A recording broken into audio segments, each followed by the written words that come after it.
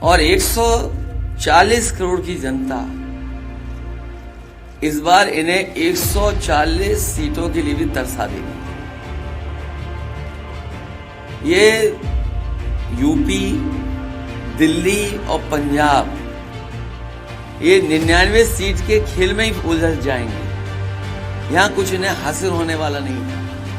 तो अब अगले साल 17 सितंबर को प्रधानमंत्री मोदी जी 75 साल के होंगे और मोदी जी ने तय कर लिया है कि अमित शाह जी को वो अपना वारिस बनाएंगे और अमित शाह जी अगले साल 17 सितंबर को देश के प्रधानमंत्री बनाने का उन्होंने तय किया है मोदी जी ने। इसके ऊपर मोदी जी पिछले 1-2 साल से लगे भी हुए हैं। नेक्स्ट 9 न्यूज में आपका बहुत बहुत स्वागत है। मैं हूं आपके साथ अबरार रहमान। दर्शकों, अरविंद केजरीवाल ने जेल से छूटने के बाद पूरी तरीके से भाजपा खेमे में हंगामा बर्पा कर दिया है।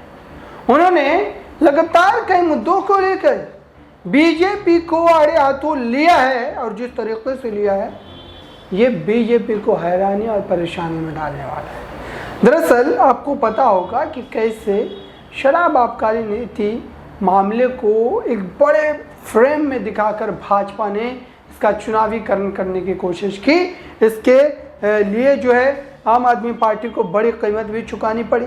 लेकिन अब अरविंद केजरीवाल इसको लेकर के खास तौर से इतने ज़्यादा सतर्क होकर के राजनीति कर रहे हैं और वो मात्र दिल्ली नहीं बल्कि अलग अलग प्रदेशों में भी ठीक उस तरीके से ही भाजपा को जो है आड़े हाथ लेकर उनको उनकी औकात हैसियत दिखाने का प्रयास कर रहे हैं। और मैंने वो तमाम की तमाम बातें जो है वो आपको आज बताने का निर्णय लिया और आपको मैं ये भी बताऊंगा कि आखिरकार जिस ढंग से आप देख रहे हैं कि उत्तर प्रदेश पहुंचने के बाद चिराग पासवान की बात कर लें या फिर अन्य चेहरों की बात कर लें, ये जिस तरीके से राजनीति करते हैं ना कि मौका जैसे ही मिला वो पलट जाते हैं और फिर मौका जैसे ही दूसरे पक्ष में मिला वो उधर पलट जाते हैं।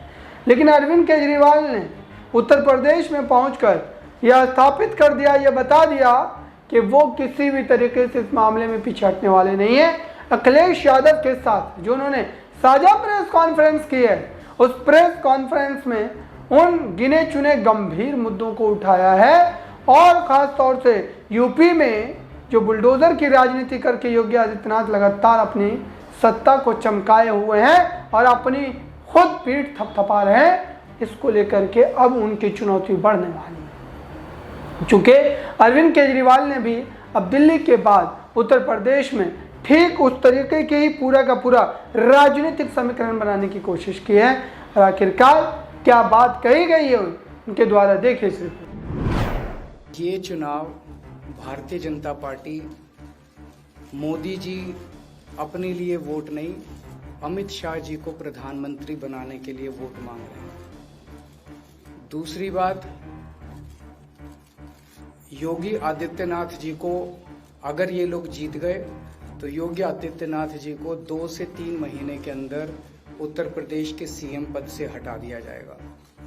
नंबर 3, इन लोगों की पूरी तैयारी है, अगर ये लोग जीत गए तो संविधान को बदल के SC ST और OBC का रिजर्वेशन खत्म कर दिया जाएगा।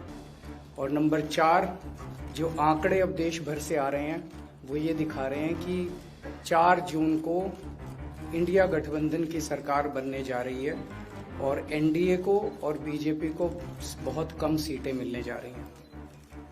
अब मैं अपने सबसे पहले पॉइंट पे आता हूँ। जब 2014 में प्रधानमंत्री बने थे नरेंद्र मोदी जी तो उन्होंने खुद एक रूल बनाया था कि भारतीय जनता पार्टी के अंदर और उनकी सरकारों में 75 वर्ष से ऊपर कोई भी व्यक्ति होगा तो उसको संगठन में और सरकार में किसी भी पद पे नहीं रखा जाएगा, उसको रिटायर कर दिया जाएगा। और उसका सबसे पहले उस रूल के तहत आडवाणी जी को और मुरली मनोहर जोशी जी को रिटायर किया गया था।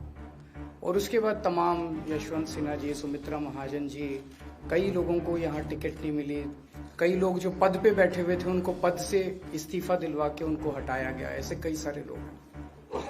तो अब अगले साल 17 सितंबर को प्रधानमंत्री मोदी जी 75 साल के होंगे और मोदी जी ने तय कर लिया है कि अमित शाह जी को वो अपना वारिस बनाएंगे और अमित शाह जी अगले साल 17 सितंबर को देश के प्रधानमंत्री बनाने का उन्होंने तय किया है मोदी जी ने। इसके ऊपर मोदी जी पिछले 1-2 साल से लगे भी हुए हैं। तो आपने देखा दर्शकों, क्या वाकई उत्तर प्रदेश में अरविंद केजरीवाल के जाने का राजनीतिक लाभ जो है वो समाजवादी पार्टी को मिल पाएगा? और क्या समाजवादी पार्टी, जो कि उत्तर प्रदेश में सबसे ज्यादा सीटों पर चुनाव लड़ रही है, सबसे ज्यादा सीटें हैं उनके पास दर्शकों, और उन सीटों को जिस तरीके से हासिल किया गया है, उन सीटों को जिस तरीके से जो है अपने पास रखा गया है, ये किसी से ढका छिपा मामला नहीं है। कैसे राजभर बाहर गए, पल्लवी पटेल बाहर गई, और फिर उसके बाद जो अखिलेश यादव ने नीति अपनाई और जिस नीति के तहत वो इस समय अपनी राजनीति को धार दे रहे हैं, उत्तर प्रदेश में अभी भी कई महत्वपूर्ण सीटों पर चुनाव होने हैं। और ऐसे में कहा जा रहा है कि अरविंद केजरीवाल का वहां जाना, साझा प्रेस कॉन्फ्रेंस करना, यह साफ तौर पर समाजवादी पार्टी को फायदा भी पहुंचाएगा। लेकिन वहीं दूसरी तरफ भारतीय जनता पार्टी, जो कि पूरी तरीके से मजबूत स्थिति में है, और बीजेपी ने चुन चुन के उस तरीके के मुद्दों को जो है हाईलाइट करने की कोशिश की है, चाहे वो लव जिहाद का मामला हो, चाहे वो जो है धार्मिक एंगल देकर के राजनीति करने का मामला हो, या फिर मुसलमानों के खिलाफ इस तरीके के माहौल बनाकर वोट हासिल करने का मामला हो। ये तमाम की तमाम चीज़ें आपको उत्तर प्रदेश में देखने को मिल रही है। लेकिन अरविंद केजरीवाल के जाने से क्या समाजवादी पार्टी को उससे राहत मिल पाएगी? क्या मामला पूरी तरीके से सेट हो पाएगा दर्शकों? ये तो आने वाला समय ही बताएगा। लेकिन फिलहाल जो गंभीर जो इस समय राजनीतिक संघर्ष है वो किन किन सीटों पर है, और ख़ास तौर से उन सीटों को लेकर के क्या बातें कही गई है इस साझा प्रेस कॉन्फ्रेंस में, देखिए इस रिपोर्ट। राजस्थान में इनकी कम हो रही है, तो इनकी सीटें आ कहाँ रही हैं? तो इनकी 220 के नीचे सीट आ रही हैं। इनकी सरकार बीजेपी की सरकार नहीं बन रही है, इंडिया गठबंधन की सरकार बनेगी, और इंडिया गठबंधन की सरकार जो है वो देश को एक प्रगति के रास्ते के ऊपर लेके जाएगी। इस तरह से जो पूरे देश के अंदर एक नेगेटिविटी इन लोगों ने फैलाई है उसको हम लोग ठीक करेंगे। मैं अंत में उत्तर प्रदेश के सभी लोगों को अपील करना चाहता हूं कि इंडिया गठबंधन के, यहाँ पे सपा और कांग्रेस का गठबंधन है, इंडिया गठबंधन का जो जहां से कैंडिडेट है उसको भारी मात्रा में वोट देकर आप सब लोग जिताइए। मैं निवेदन करूंगा समाजवादी पार्टी के राष्ट्रीय अध्यक्ष माननीय अखिलेश यादव जी से।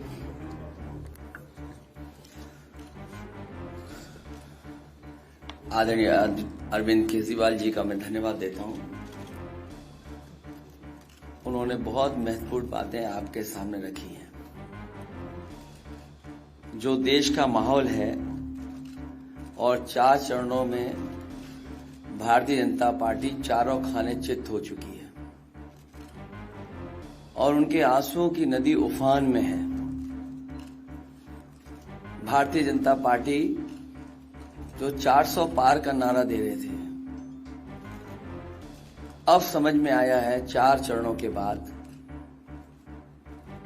वो बात तो ठीक है कि आरक्षण पे सबसे पहले हमला करेंगे, लेकिन 400 पार नारा इसीलिए दे रहे हैं कि 543 में 400 के बाद वो सीटें देख रहे हैं, तो वो केवल 143 बन रही है। तो वो स्वयं स्वीकार कर रहे हैं कि 143 से ज्यादा वो सीटें जीतने वाले नहीं हैं, क्योंकि 400 पार सीटें 143 ही बनती हैं और 140 करोड़ की जनता इस बार इन्हें 140 सीटों के लिए भी तरसा देगी। ये यूपी, दिल्ली और पंजाब ये 99 सीट के खेल में ही उलझ जाएंगे। यहां कुछ इन्हें हासिल होने वाला नहीं है। रोटी कपड़ा और मकान की तो लड़ाई हम लोग लड़ेंगे, लेकिन रोटी कपड़ा और मकान से पहले हमें संविधान बचाना है। तो आपने देखा दर्शकों, अब आपकी राय क्या है? क्या उत्तर प्रदेश में इंडिया गठबंधन सबसे ज्यादा सीटें ला करके यहाँ पर सबको चौंकाने वाला है, या स्थिति जस की तस बनी रहने वाली है? फिलहाल इस रिपोर्ट में बस इतना ही। जुड़े रहें नेक्स्ट 9 न्यूज के साथ।